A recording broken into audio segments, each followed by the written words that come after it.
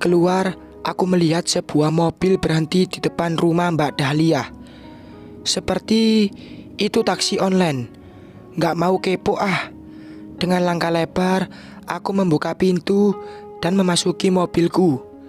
Dari dalam mobil, aku melihat janda cantik itu keluar dari pagar dan langsung masuk ke taksi online itu. Mau kemana sih dia? Melajukan mobil, aku berada di belakang taksi yang ditumpangi Mbak Dahlia. Kali ini, aku mengikuti keinginan hatiku untuk membuntuti taksi di depanku. Aku mulai menjaga jarak aman. Taksi menuju pusat kota, kemudian berbelok di sebuah ruko perkantoran. Mbak Dahlia turun, kemudian memasuki salah satu ruko yang kutahu itu adalah kantor broker properti. Apa dia mau beli rumah baru? Aku ingat ada seorang temanku bekerja sebagai broker di situ. Ku ambil ponsel dan menelpon Cynthia, temanku saat kuliah dulu. Halo Cynthia. Halo Ivone. Ih, apa kabar? Ya ampun, udah lama nggak telepon gue. Suara renyah Cynthia terdengar senang menerima telepon dariku. Kabar gua baik, Sin. Cuma gua mau minta tolong elu nih, kataku langsung. Jiah, minta tolong apa nih, Nyonya Bos? Goda Cynthia. Dulu aku dan Mas Niki memang pernah minta tolong Cynthia saat mencari rumah tinggal. Itu ada perempuan pakai jeans hitam sama blus ungu. Aku pingin tahu dia ada transaksi apa di kantormu. Cynthia terdiam sebentar. Mungkin dia lagi mencari tahu. Sebentar, Von. Cynthia mematikan ponselnya. Aku menunggu. Tak lama ponselku bergetar. Aku segera menyahut dari Cynthia. Namanya Dahlia Octavia. Dia membeli perumahan di daerah selatan. Ini dia mau akad jual beli. Bayar DP 500 juta dan sisanya dia minta tempo sebulan. Begitu penjelasan akurat dari Cynthia. Emang harga rumahnya berapa? Tanyaku. Emosi dan panas hati sudah mendesak dadaku lagi. Siapa lagi yang membelikan dia perumahan kalau bukan suamiku? Setahuku, memang Mbak Dahlia ngontrak di rumah sebelahku. Nggak begitu mahal kok, Von. Masih kalah sama rumah lo. Hahaha. Cynthia malah tertawa. Berapa, monyong? Cis, Bu Bos, pingin tahu banget. 1,2 M aja harganya. Kenapa sih? Gak apa-apa. Ku tutup telepon dan terdiam dengan hati dongkol. Gak salah lagi, pasti Mas Niki yang beliin janda itu rumah. DP-nya dia yang bayar. Pasti nanti Mas Niki juga yang ngelunasin. Dasar duo. Geram banget rasanya hatiku. Berbalik arah, aku memutar mobil menuju ke kantor. Dongkol sekali rasanya. Mereka bermain di belakangku. Rasanya aku sudah tak cemburu lagi. Tapi aku benci. Trrrt, trrrt. Suara ponselku berbunyi. Aku melirik kesal. Kemudian ku sambar benda pipi itu dari dashboard. Halo, tak sadar nada suaraku meninggi. Bu, ini Dina. Terdengar suara gugup di sana. Iya, Din, ada apa? Aku bertanya masih dengan kesal. Pak Niki minta transfer 30 juta. Gimana? Gak usah dikasih, bentakku. Iya, Bu. Aku menarik nafas, mencoba mengurangi sesak di dada. Benar-benar kekecewaanku sudah memuncak. Tadinya aku berpikir untuk mempertahankan rumah tanggaku. Tapi sekarang aku berubah pikiran. Pengkhianatan, kebohongan, kebusukan yang dibungkus cantik oleh Mas Niki dan keluarganya takkan mampu mengelabui aku lagi. Kupikir belum terlambat untuk ku pergi, mumpung aku juga belum punya anak. Melangkah cepat memasuki ruanganku. Aku mengempaskan bokong di kursi kebesaranku. Mendidih rasanya, panas hatiku, berimbas sampai ke keningku yang banjir keringat. Peduli setan Naura anaknya siapa. Bulat tekadku untuk berpisah dengan Mas Niki. Tok tok, suara pintu diketuk. Maya memasuki ruanganku. Aku segera tersenyum padanya, meski hatiku masih kesal. Ada apa, Mai? Mbak Ivone dipanggil Pak Juna ke ofisnya. Oke, gegas aku berdiri dan berjalan ke ruangan bosku. Juna sedang sibuk memeriksa banyak berkas di mejanya. Melihatku datang, lelaki itu mendongak dan tersenyum. Hai, Von, duduk. Juna mempersilahkan. Aku mengangguk. Ini ada beberapa cek pembayaran dari beberapa klien. Tolong kamu urus pencairannya, Von. Oke, jawabku pendek, tanpa senyum. Juna mengamati. Lagi-lagi dia tersenyum. Apa? Tanyaku mendelik. Jutek amat sih. Juna melirik. Tangan Juna menyingkirkan beberapa berkas yang memenuhi meja kerjanya.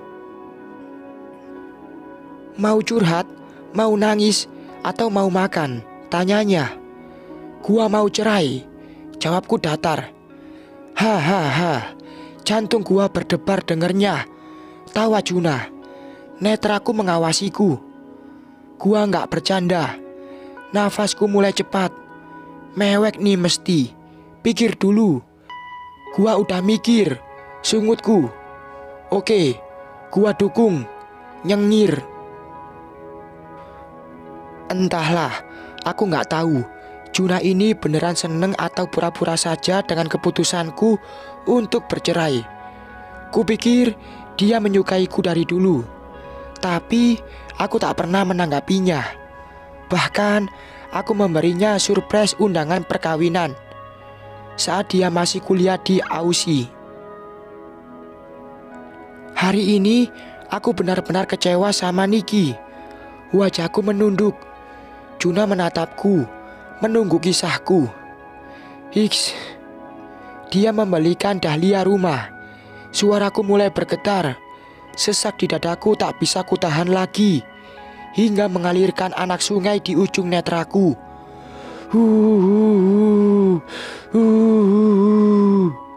Aku terisak di ruangan Juna. Ku dengar lelaki itu nafas. Sudah diam. Gua gak tega lihat lo nangis. Juna bergumam. Kepalaku mengangguk. Ku seka air mataku dengan tisu. Sebenarnya gua tahu banyak tentang kebusukan Niki. Cuma gua gak tega ngomong sama lo. Tatapan Juna prihatin. Sudah cukup, Jun. Gua mundur aja. Niki biar kembali dengan cinta lamanya. Terlalu perih buat gua bertahan. Mataku terpejam. Mengatakan itu sangatlah berat bagiku. Aku mencintai Niki. Sangat mencintai. Kembali tumpah air mataku. Ada yang mau gua kasih tahu ke elu, Von. Apa? Ku tatap sahabatku ini. Tentang laki lo. Juna mengangguk. Katakan. Biarlah, aku ingin dengar. Sekalian sakit hatiku. Katanya, kalau terlalu sering sakit hati, lama-lama kebal. Karena itu adalah bagian dari perjalanan hidup.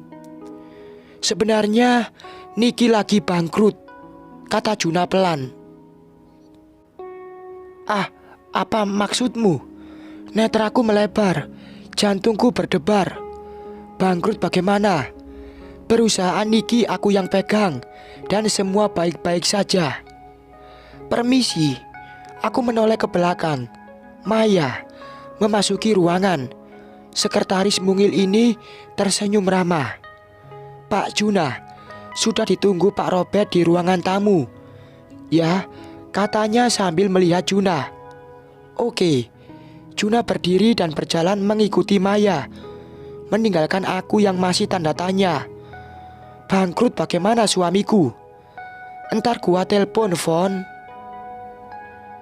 Bentar lagi tinggal di rumah baru. Nggak ada hama. Emot ngakak 2. Ku baca status si Jendes. Aku menghela nafas. Hama katanya.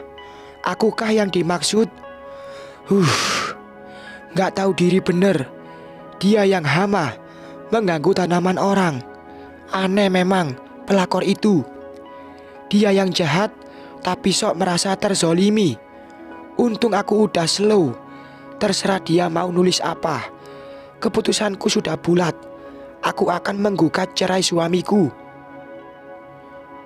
Setelah menyiapkan makan malam, aku mencari Mas Niki. Dari tadi dia nggak keluar dari ruang kerjanya. Entah sibuk apa. Aku juga nggak kepingin nengok.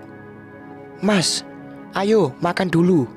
Aku melongok dari balik pintu. Mas Niki menoleh. Kulihat dia sedang sibuk. Laptop menyala di depannya.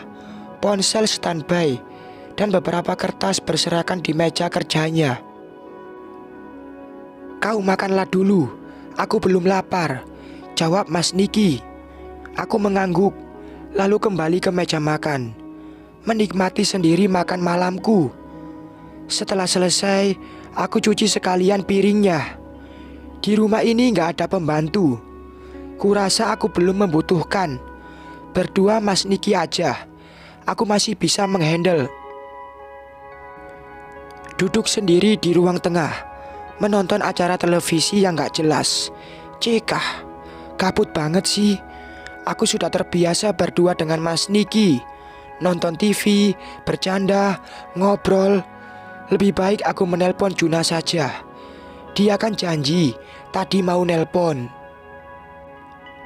Halo Juna, kataku setelah tersambung dengan bosku itu. Halo Von, kangen gua lo, tebaknya sambil tertawa. Huek, jawabku ketawa juga. Udah biasa aku ledek-ledekan dengan Juna. Di mana lo? Tanyaku kemudian.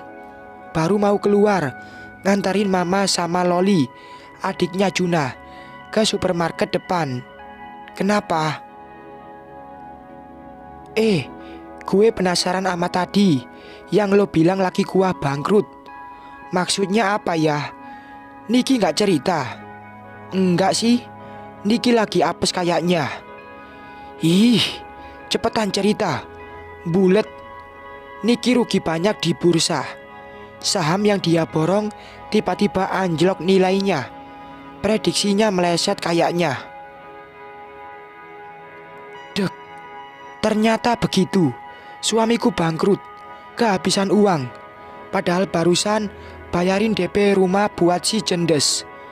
Aku terdiam lama. Karma itu nyata. Mas Niki membohongi aku dan Tuhan membalaskan dengan mengambil rezekinya.